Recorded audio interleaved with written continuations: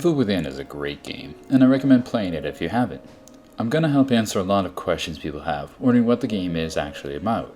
There are going to be a lot of spoilers, and I'm going to reveal a lot about the game's plot and ending. So if you haven't played the game, please wait until after you finish the game to watch the video. You have been warned. The basic concept of the game is you are hooked up to a collective consciousness machine, referred to as STEM. And through this machine, everything you experience in the game isn't real, and is just a collective thought amongst you and everyone else connected to the machine. This is the basic plot, but there's a lot more to it, and I'll try to shed some light on these ideas and questions. Through flashbacks, you're able to see Rubik, the main villain of the game, as a young boy. At this time, he is a boy genius, and is being allowed to work on his collective consciousness project with help from Dr. Marcelo Jimenez in exchange for money from Rubik's very affluent parents. Rubik becomes consumed with the project and begins dissecting animals and going beyond the point at which Jimenez can stomach it. At this point, the townspeople get wind of what Rubik is up to, possibly by Dr. Jimenez, and retaliate by burning down Rubik's family's barn. Ruvik's sister Laura, the only person in his life he can trust and confide in, and Rubik are playing in the barn when the townsfolk set fire to it. Laura gives her life to save her brother, causing her to burn to death inside the barn, saving Ruvik's life, but causing him to get burned as well. Rubik is beyond devastated at losing the one person in his life that loved him for who he was. After some time has passed, Rubik meets up again with Dr. Jimenez, again telling him his research is almost complete. When Rubik is questioned about his actions and asked for the whereabouts of his parents, he gives a cryptic remark about how they have gone for some time, and yet his work is still getting funded. This, mixed with the articles you receive, hint to the fact that he killed them so he could continue his research without interference. Dr. Jimenez, knowing that Rubik has the machine almost in working order, informs that the hospital will no longer let him use their facilities in his research, and his research is over. To make matters worse, not only does he stop Ruvik's research, but he also brings along some unnamed men to help capture Rubik. They end up torturing and dismembering Rubik, cutting him into pieces and removing his brain.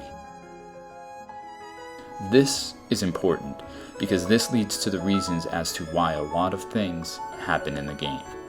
Ruvik's brain becomes the centerpiece of the machine he was working on. Dr. Jimenez uses Ruvik's brain to power the machine, or to be the beacon, control center of the machine. The thing is, the brain still has Ruvik's consciousness, and now he's mad. Now enters some nameless organization, which somehow, unknown to us yet, takes over the machine and begins what we experience in the game. Rumors have it that there will be an expansion, explaining a bit more about this nameless organization where you take control of Kidman and run through missions as her. From the very beginning of the game, everything you experience is a collection of thoughts and ideas from not only you, but a majority of the people you meet in the game that are human and Rubik.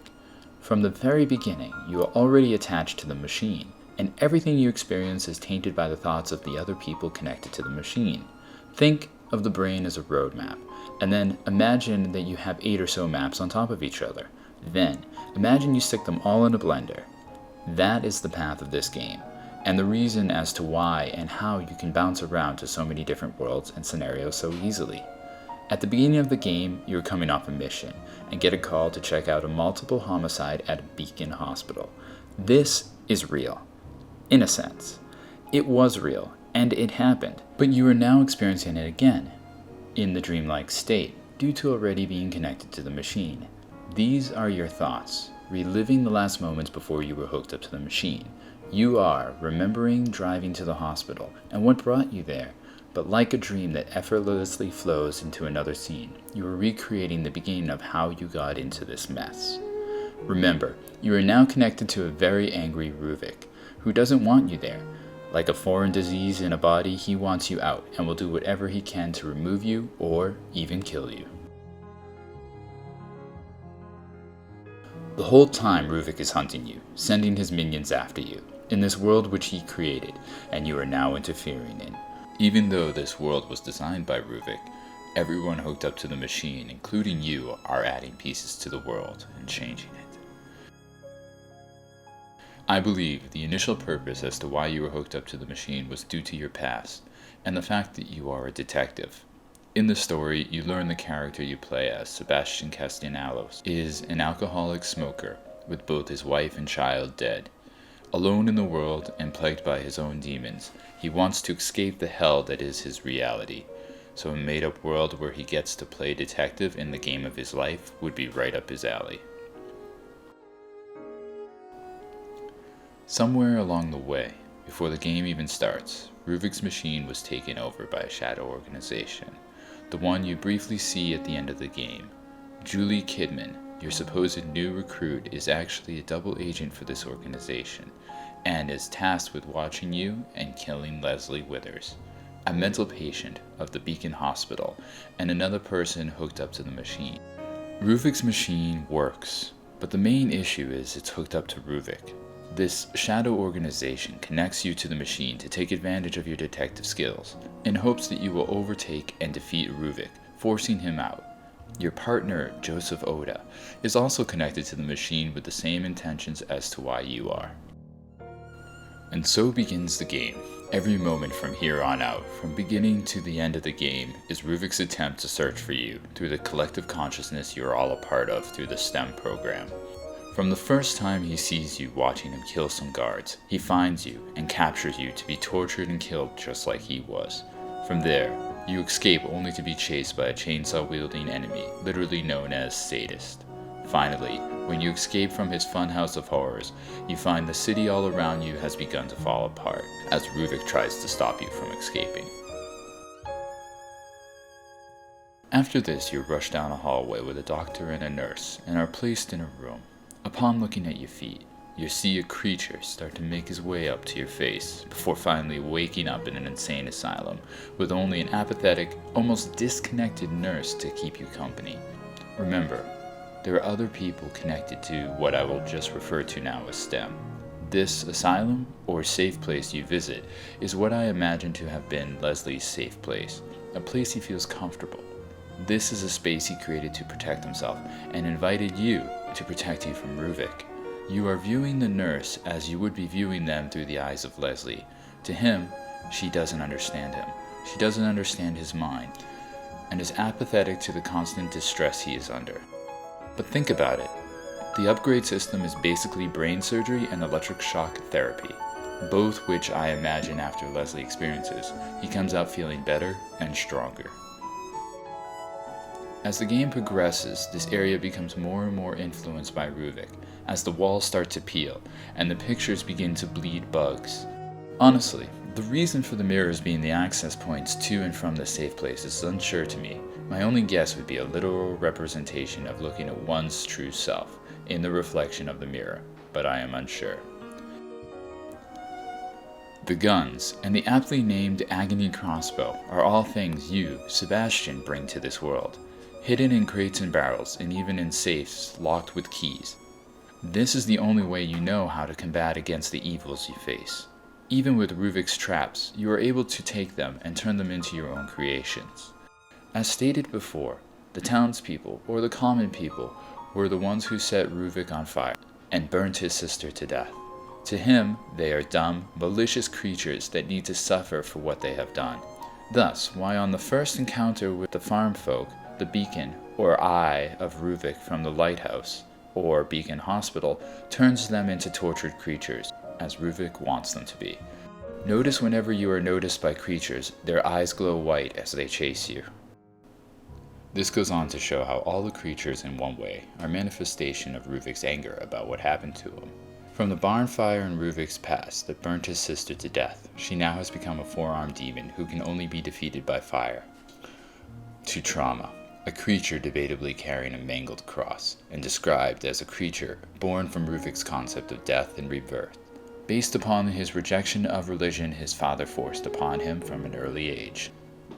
To Amalgam Alpha, which is a collection of STEM test subjects who died, but still have a conscious presence in the world. Amalgam meaning mixture, which is a constant theme in this game. And the Keeper, a creature blended from Rubik's final thoughts and memories before he was dismembered, and his fury of having his research stolen from his safe. a safe to protect his knowledge.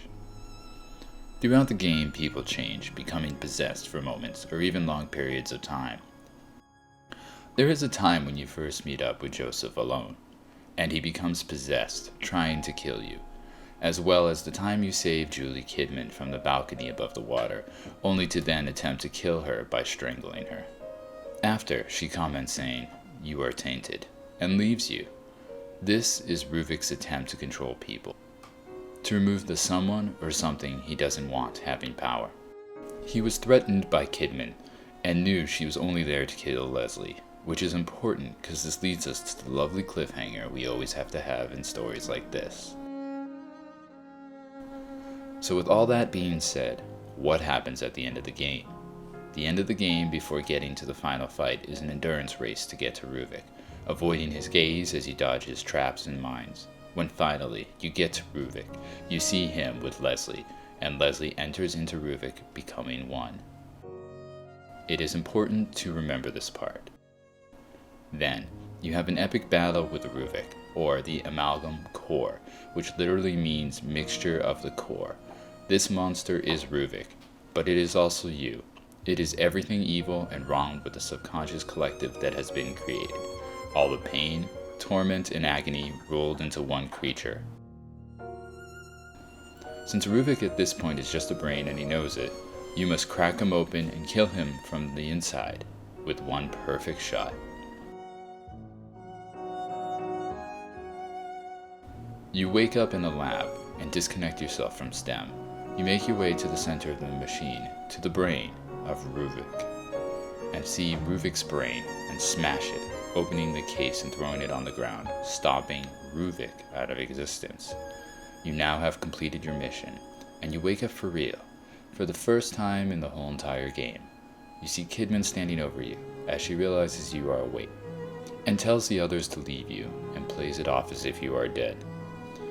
After some time passes, you reawake to see that you are alone, in a somewhat cleaner lab room, as you pull yourself out of your bath, and notice everyone that was with you, dead in a tub of their own, except for Leslie.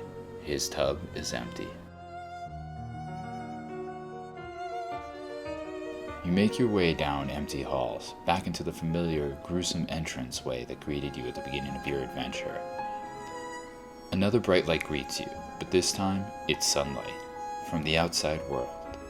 As a team of police burst in to see what happened, you push by them to get a breath of real fresh air. Off in the distance you see Leslie walking out of the hospital grounds, with a new, more confident stride in his step, looking a lot more like Rubik. You are interrupted by another headache, only then to regain your focus and see Leslie is gone. And then the game ends. So what does this all mean? Rubik knew you were there to stop him, and he knew his only way out was through Leslie. For some reason, Rubik knows he's able to enter into Leslie's body. He also knows that Kidman was there to kill Leslie, his only means of escaping into the real world.